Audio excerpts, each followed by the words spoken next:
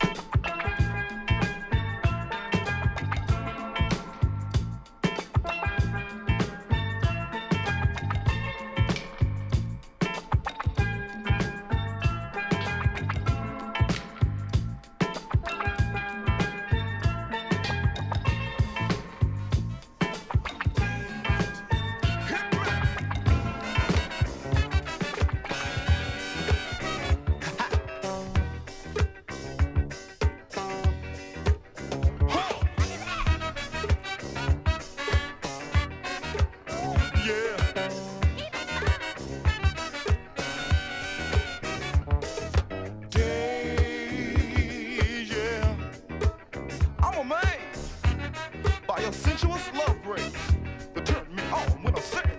Yeah, yeah, well, I'm amazed by your love. Look here. Call me in the morning, girl, yeah. Call me at night. The storm has sunk my ship.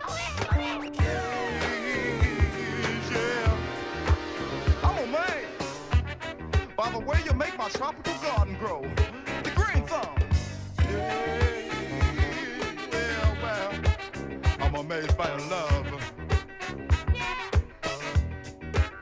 Yeah, get deep.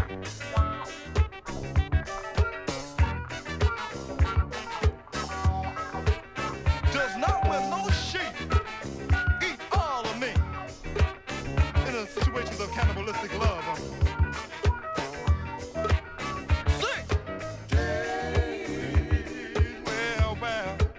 I'm amazed by love. Don't you knew about that now? Yeah, yeah, well, I'm Jay.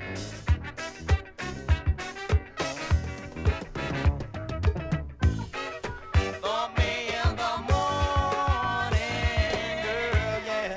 Call me at night. Oh, I think I have to cut a loose here.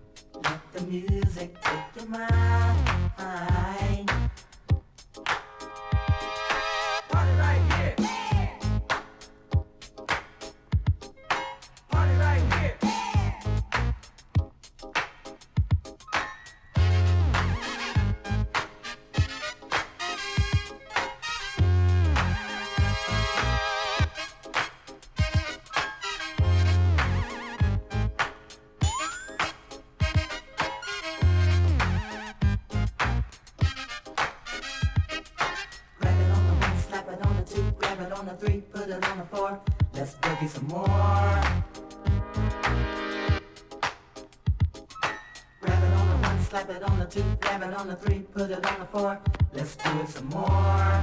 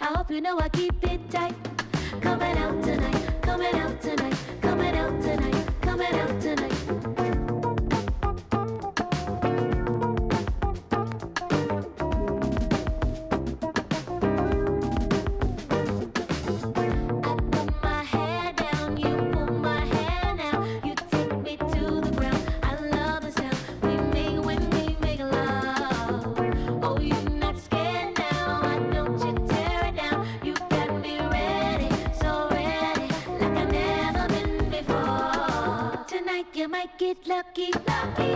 I don't keep talking. Relax, relax, relax, relax, relax, relax, relax, relax. I hope you know I like it right. I hope you know I keep it tight.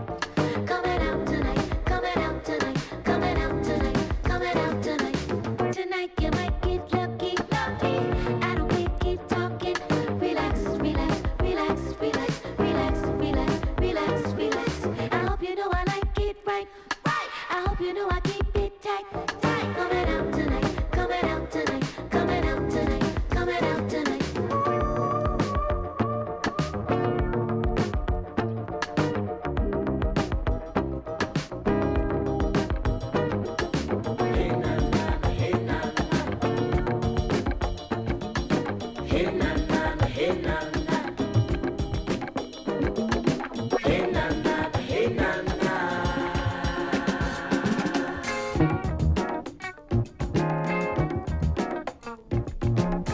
Wake up, this is mankind of morning shake up. Feel things rumble, hear bell rumble. Come on, all you keepers, kick up all your zippers before it slips your mind. Open up your peepers, put on your wind cheaters. The weather's not kind. Hinna, hinna, na, hinna, na. Sideways shudder. Hinna, na, hinna, na. Ain't going nowhere. Hinna, na, hinna, na. Just form a circle. Hinna, na, hinna, na. Just like the world. Now is forever. How can we make it better? It's up to you and me. Eternity.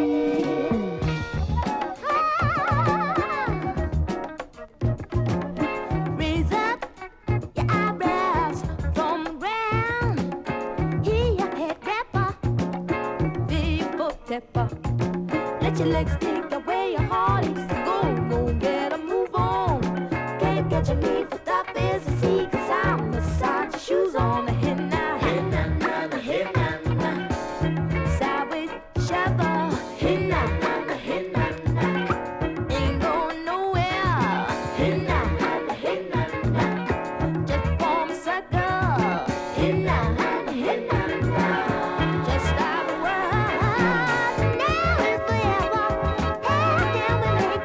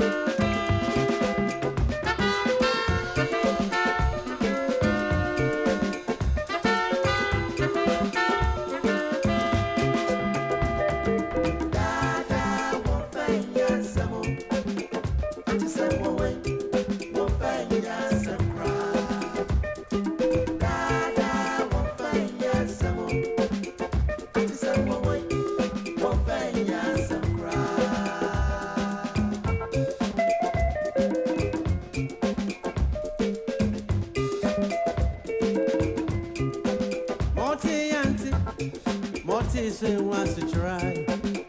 Okoko say ye, Oriba bete, Orbete, now I can't kind. Okoko say ye, you know.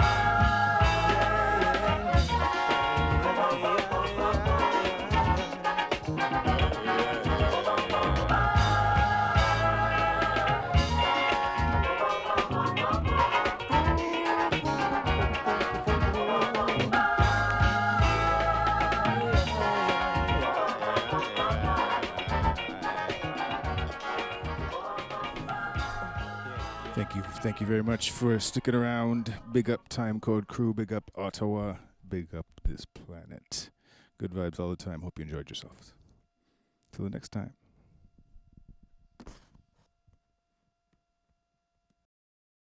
Yeah, so here we are, Time Code TV, your man DJ Mametic. We got Zatar to my right, I guess.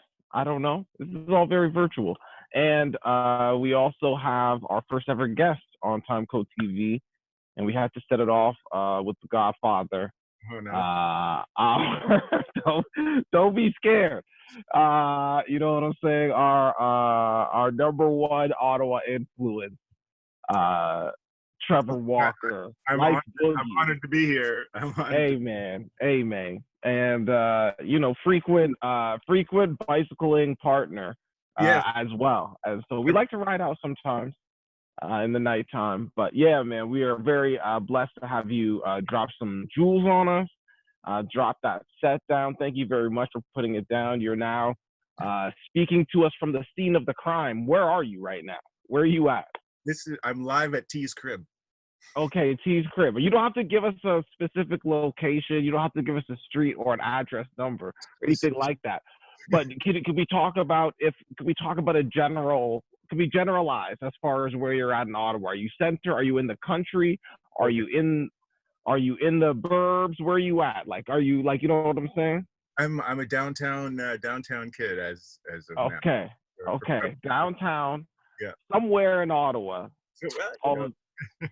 Somewhere near a body of water. Yeah. Okay. All day. You're getting more specific. Okay. Anyway. In Ottawa, that's kind of vague. They're everywhere. Word. I don't mind saying I'm in Sandy Hill, and okay. Yeah, that's what's up, man. Nice place to be for sure. It's a lovely hood, man. I'm reporting live. Actually, I'm remote right now. I'm reporting live from an undisclosed location in the GTA where my mom lives. I'll never speak on the location. Right. But I am here, paying a visit in the pandemic period. It's the first time I've left the Ottawa area since March. Wow. So yeah, I'm out here. Looks nice. Matt, where you at? It's nice. She got it's lush what she got going on back here. That's her. Where you at? I'm in the home studio in Ottawa. Right. Near the train station. Oh, near the train station. There are many. Walking distance of the LRT. Okay, there we go. We're triangulating. But anyway, so how have things been for you, Trev, during the pandemic period, man? You've been a staple out there in the clubs for a long time, man. And so, but you had just sort of stepped back from your weekly. Yes. Right at the time of the pandemic. So talk about that. Yeah. So you stepped back when? In December? I stepped back November. It was. I'm like, it's time. Yeah. It was November. And how long had it been? I'd been there. Where's there? Where's there? 1 year less than the Merc's age. So a Merc, I can't remember how Merc's 23 now. So 22, if that's right. So you were rocking weekly for 22 years at the Mercury Lounge. Yeah, well, sometimes bi-weekly, but sometimes bi-weekly. At least once a week for well, like took vacations and blah blah blah. Yeah, for sure. Definitely. Okay, and so then you step back a little bit, and in November, but you were still out there playing records here and there. Oh yeah, I mean, obviously there's still the show, CKCU, and then Zat and I try to do this Tropicalo thing as well. I was dropping a set every so often at the Queen Street Fair, and the odd extracurricular gig, that always tends to pop up here and there, and you can sort of ride on that. They used to pop up. Yeah, they used to pop up. Word up. Yeah. I mean, and that's what I was gonna get at you about, just to sort of see like how all this has affected your flow. You've been steady broadcasting on CKCU for a long time as well. Like, I mean, you've had shows on the station going back to the 90s. Am I right? 91, I think 91 it was when I started New Soul Collective, and then we did a couple of other shows that collaborated with some kids in the neighborhood, some kids in the town. Yeah, Tony and Ahmed, and they were the Blunted Dummies. Right. On the Flavor Zone. It was the hip hop show. I think one of the first, one of two on the two sister stations, and then also doing a house music show on Wednesday night, Thursday morning. But I kind of had to give up everything a little bit just before 99 maybe, or 2000, and then started up again with Lance Baptiste in 2005 now, I guess it's been. Jeez. I still have a few cassette tapes somewhere here with the bootlegs that I did of the New Soul Collective. Nice. Radio, and I would often work out to those, like around 2000, right when you were before you ended. And they're kind of, I listened to them so much, they're still like imprinted in my memory 20 years later. Wow. But I'm humbled by they got me in shape 20 years ago. Nice. That's what's up. And that was what. Sorry, go ahead.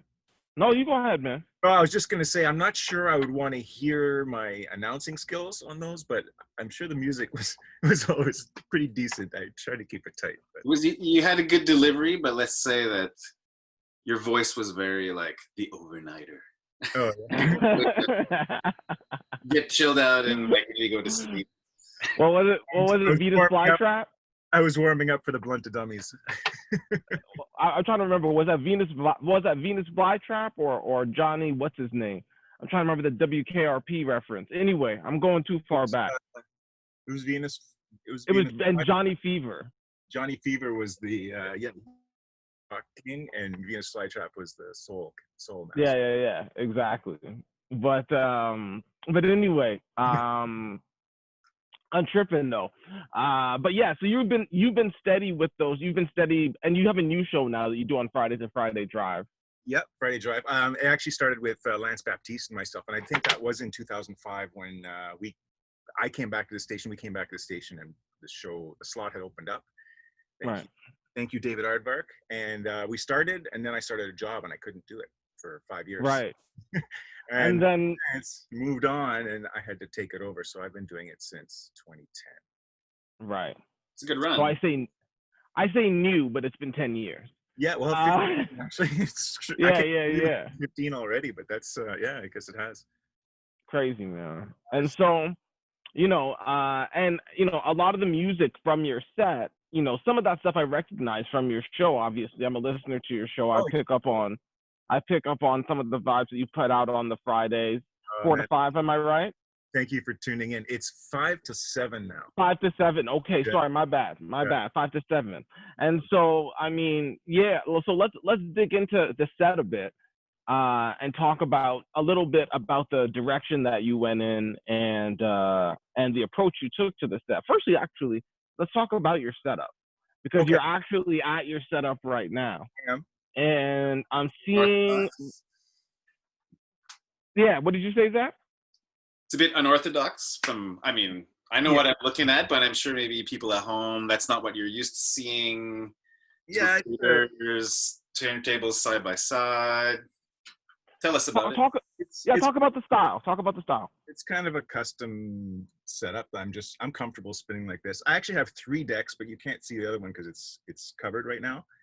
Right. And then I have another 2 CDJs here as well, but you don't see them. They're on swivels, so I use them. Okay. So I can have, potentially I can have 4 decks running at most, because the mixer doesn't allow me a fifth channel. So I generally either run all 4, and I can mix and match between that and Serato. The Rain is just a beautiful rotary. I've always loved the rotary. Learned about it started at Mercury with the double, I forget they're called. I'm such a bad gear nerd. I'm an awful gear nerd. I never know of any model, anything. But the 2 slot. I know what you're talking about, man. I mean, that was anybody out there who knows, you can look it up. Rack mounts. You had was the EQ, and then the other was just volumes and a fader that I don't think ever worked in my like my time there, but It works beautifully. I actually have the mixer from the Merc here. I mean, have to say I don't have it set up, but yeah. I've used that fader. I've used it functionally before, but I learned the rotary game at the Mercury Lounge on that mixer. Yeah. And it was a dream. The curves. I mean, talk about the curves when you're mixing on the rotary versus using the crossfader. It's a beautiful thing. I mean, it's the same, but it's just a matter of it's much easier here, I guess, in a way with the way the knobs work. And I mean, it's just really well engineered with how the curve works. I love the slope on it and the amount of depth that you can put in.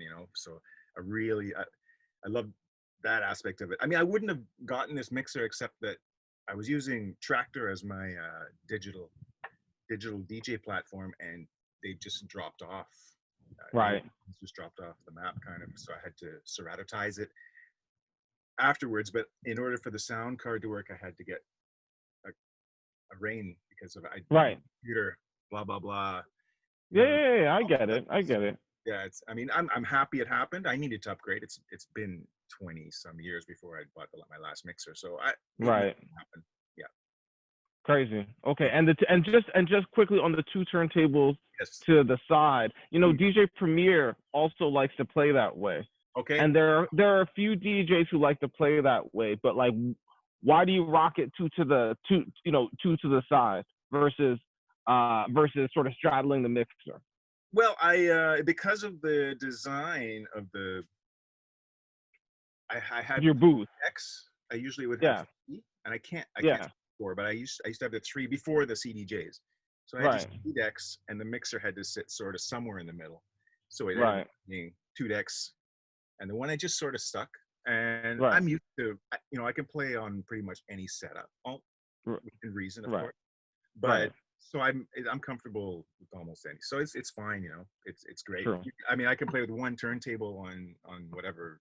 Yeah. So 2 like this is cool. I mean, I'm very comfortable with it. Yeah. Cool. No, that's it. If it's the way you're comfortable with it, that's how you rock it. Is it safe to say that are you right-handed? I am right-handed. It's true. It's true. I am.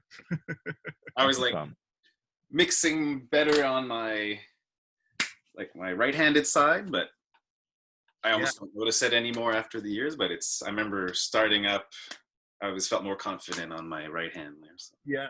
I mean, I'm right-handed, so I mean, I try to flip it up though to be ambidextrous, but every so often just to train your mind, it helps you. Avoid all the dementia. And so, about on the music tip, you went all over the map on the mix. It was all over the funks and soul and boogie kind of map. And again, this the mix was something that felt familiar because, in many ways, a lot of the style that we do in terms of the open format way that we play music is, something that, I know I learned from my OGs like Jason Palma and stuff like that. And when I came to Ottawa, I was learning from people like you and so on. And so it's like that approach to music, while it's very, very common to us, and it sounds just regular to us, to other people, it might be different to hear all these different styles of soul and funk music from different eras sort of put together in a continuous mixed style. So talk about sort of a little bit where, what your philosophy was going into the mix in terms of how you were selecting songs, and then, talk about any specific songs that you want to in terms of how you sequence it and put it together and mix it. I started off with there's this movie I saw about this cumbia scene that happened in Mexico. I can't remember the title exactly. It's called "Am I Really Here?" I think. Yo no tengo aquí, or something. I can't remember the title, but it's just amazing, the music. So what they do, and it was between, I guess, Miami and maybe Texas, and I just did a little bit of research. You told me this story, and I think it was Texas. And there's a Vice article on it that's very cool, and some videos and stuff.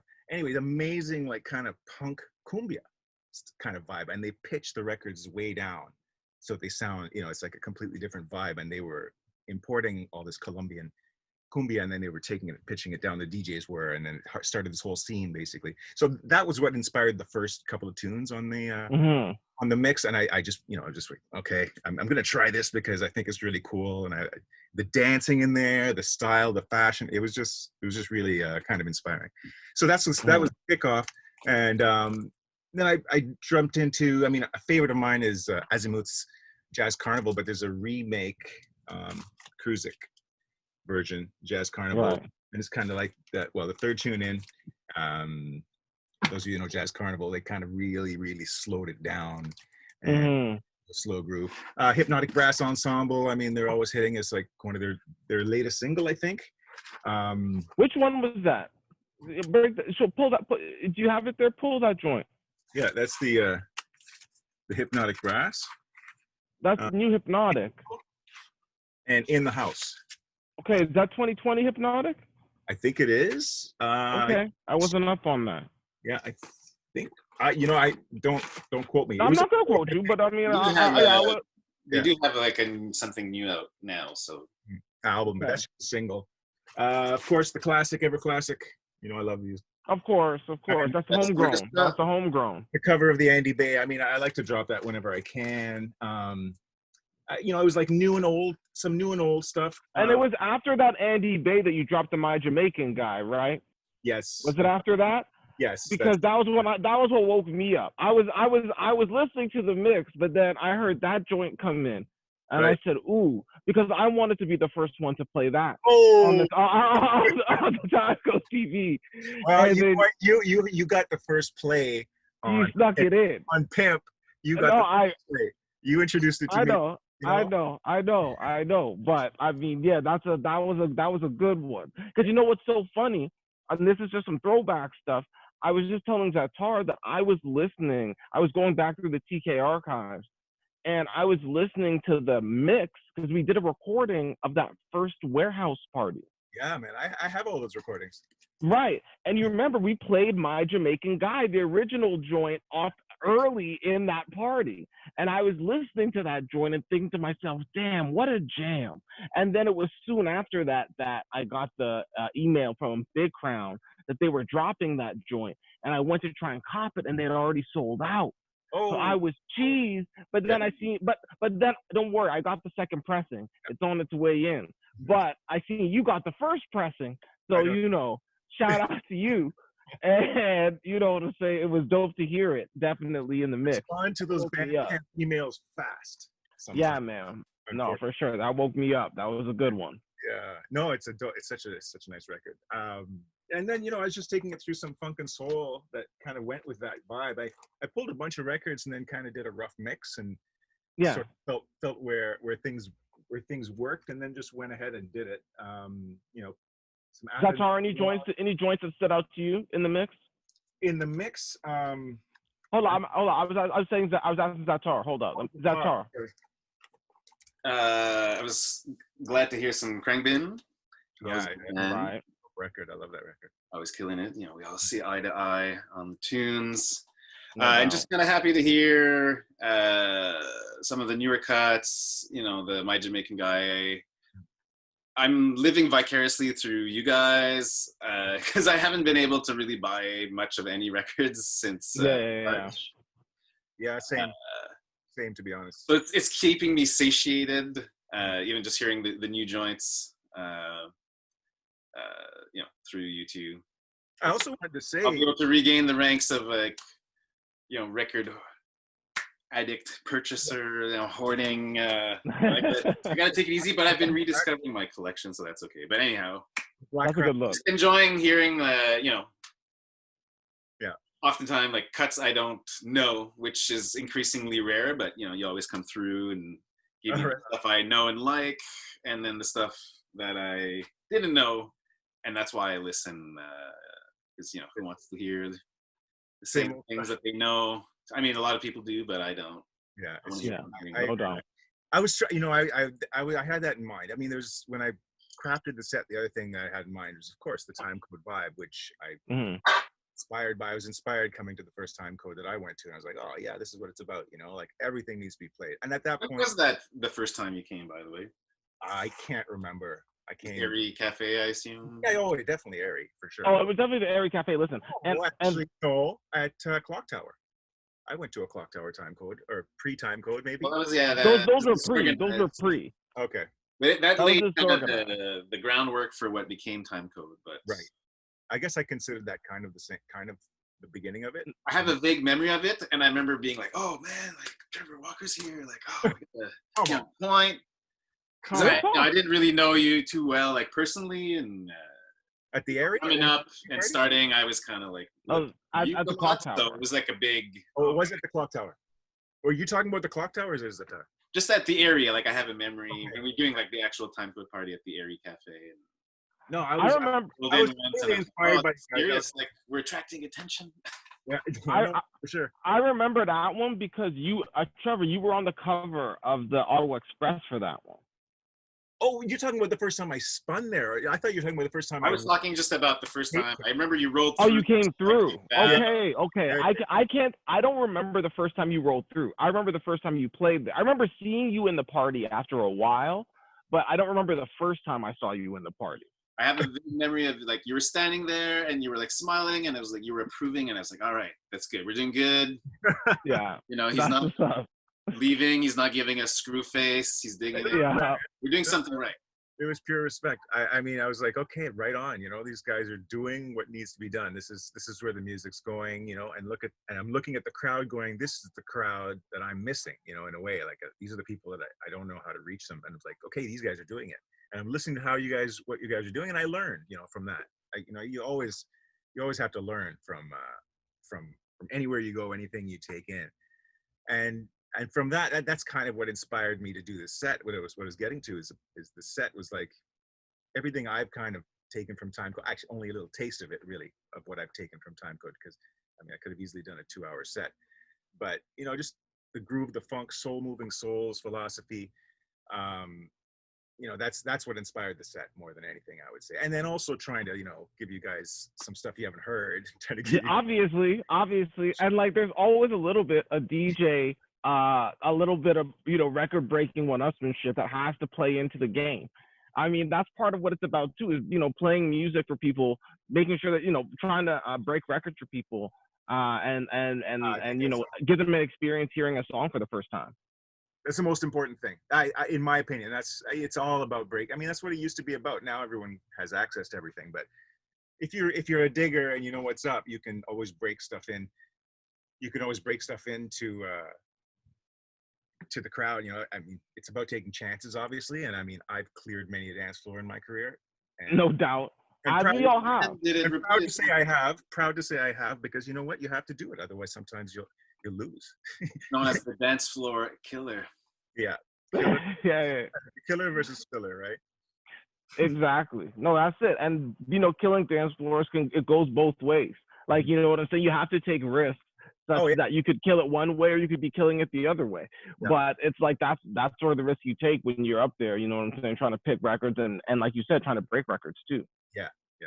Well, exactly. I mean, it always goes back to that classic story of when Larry Levan first broke the Tana Gardner Heartbeat joint, which was much slower than what they would play at Paradise Garage. And I think the story goes he cleared the floor at least 3 times in one night. Right. And then by the third or fourth play, people finally got it or were in the mood and it rocked. But you know, it's important to not be afraid to take that risk, or else you're just playing it safe. And you know, I agree. Playing the chart hits that people know and it's safe. You gotta take risks, and it might not seem like it at the time, but yeah, no, I methat's always been in my way of, or my philosophy is like, you know, keep it fresh as much as possible, or keep it obscure.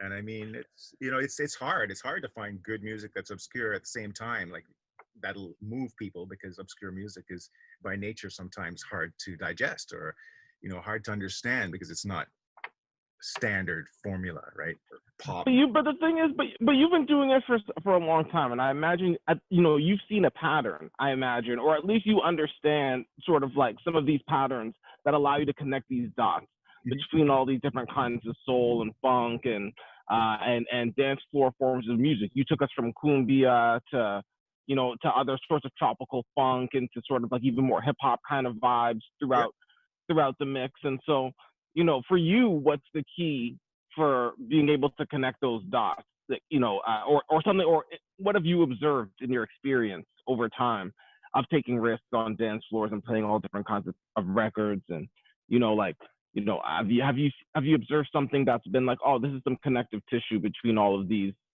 you know, experiences? Well, I mean, the answer to that, it's just, you know, the African drum. It ties all music together.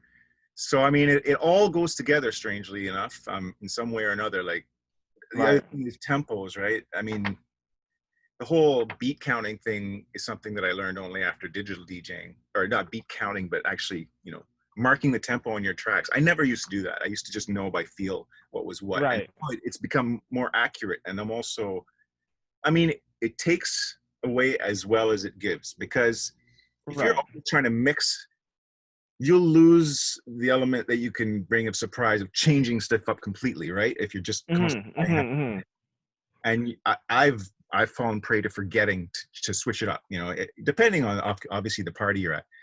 And then, okay, where was I? Was like, yeah, the give and take of it is like, I lost my. In terms of that, no, you were saying in terms of that.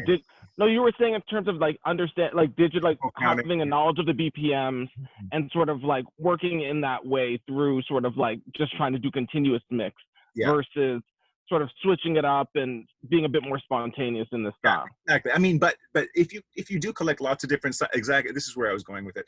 If you do collect lots of different styles, you can like do a double tempo on a half tempo, and you know, and the innovative guys do that, right? The innovative men DJs, they do that fresh stuff.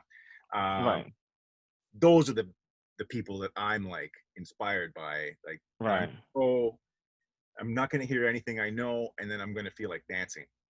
That happens less and less, because you know the worst thing about being a DJ is that you can't go to a party and enjoy it as easily as you could before you were a DJ. But no, for sure.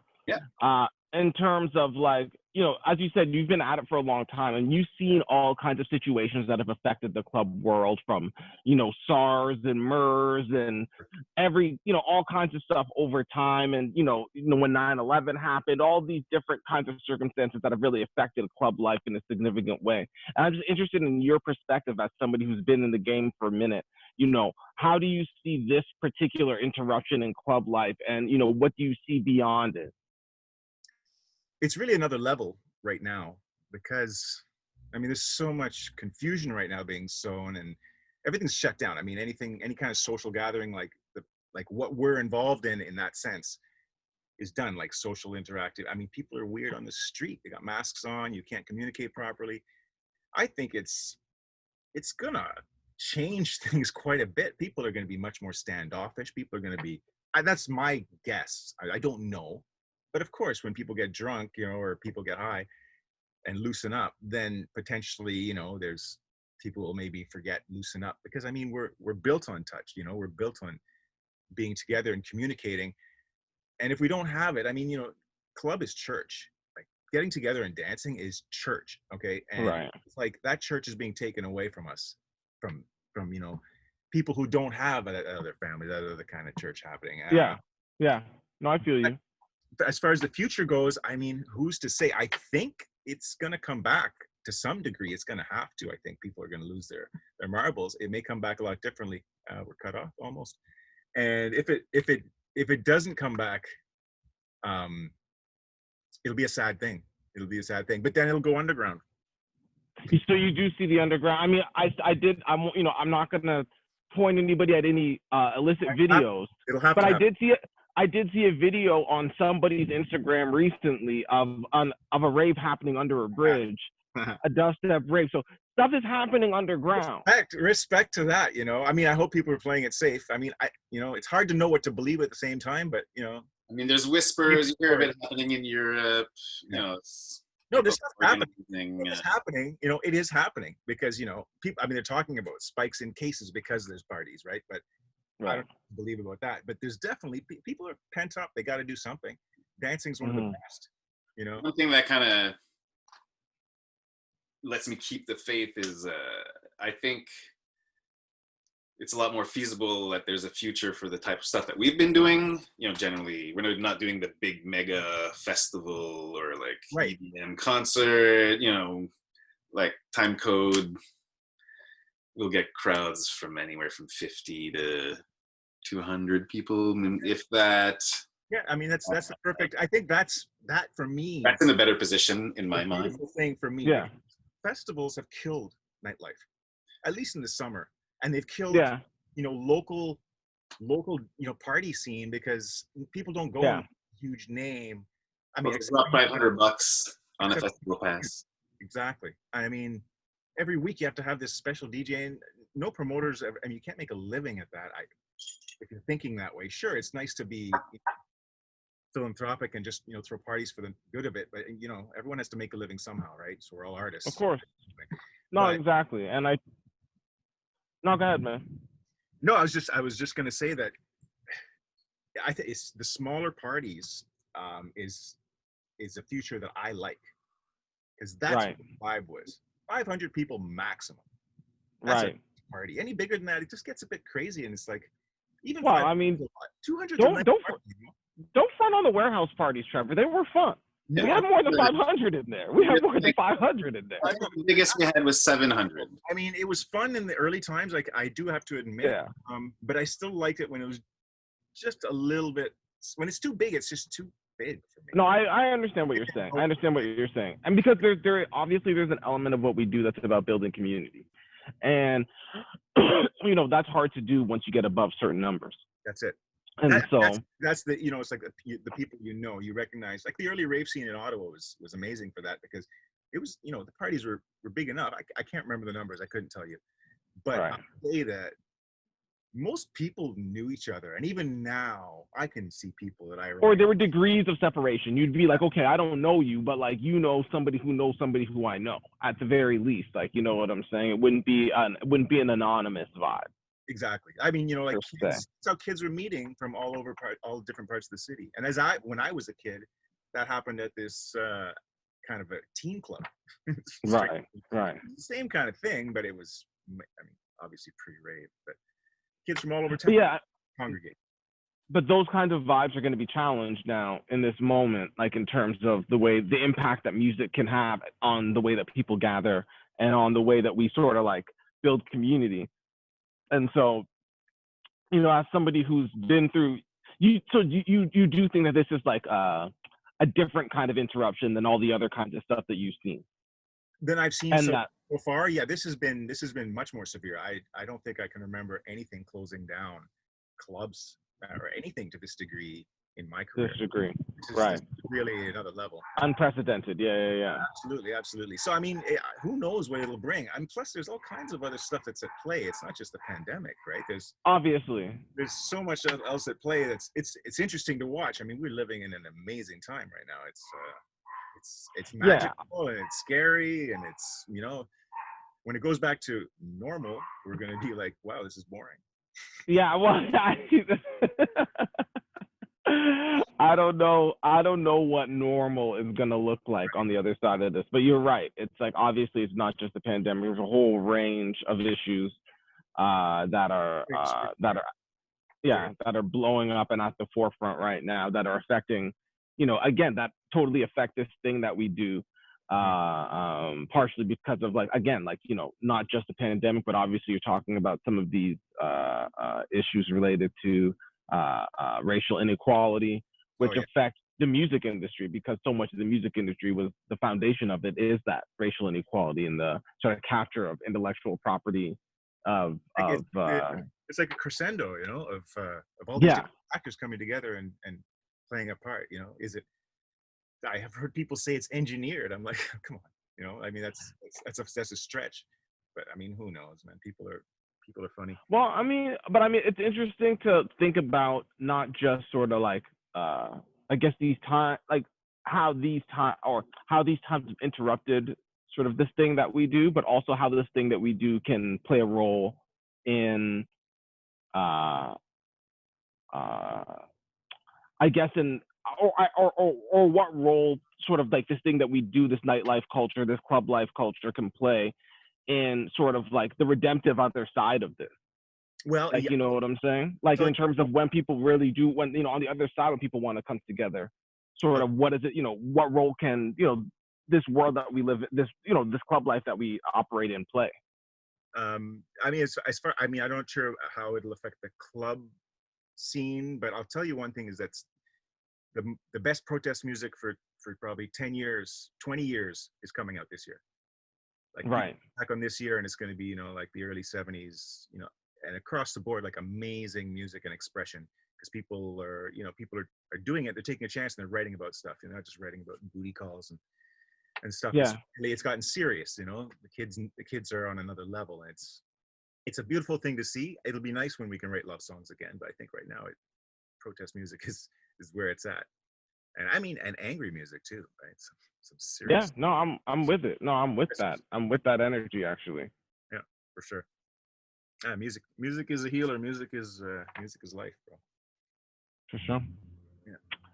Anyway, well, that sounds like a good place to, you know what I'm saying, maybe set it down.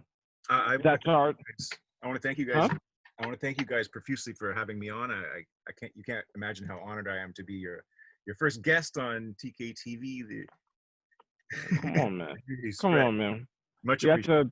We have to set it off the right way, man. It would not be official. We're going by seniority. Yeah, exactly. Awful. Well, yo, this has been Time Code TV. It's your man, Memetic Zatar, and our guest number one elder in the DJ game, Trevor Walker, Lifeboogie, who's been rocking with us. We want to thank you for coming through. And yeah, we're looking forward to checking you out further on the Friday drive on CKCU, running 5 to 7 p.m. every single Friday. You can catch it on ckcufm.com. You're going to give us the coordinates, and we're going to put it somewhere where people can find it. Sure. And probably underneath in the comments of this YouTube video. And we want to encourage everybody to like and subscribe and all that good stuff. Trevor, thanks once again. Do you have anything else that you want to say to the people out there? Be good to one another and question everything. Bong bong. All right, we out of here. Thank you.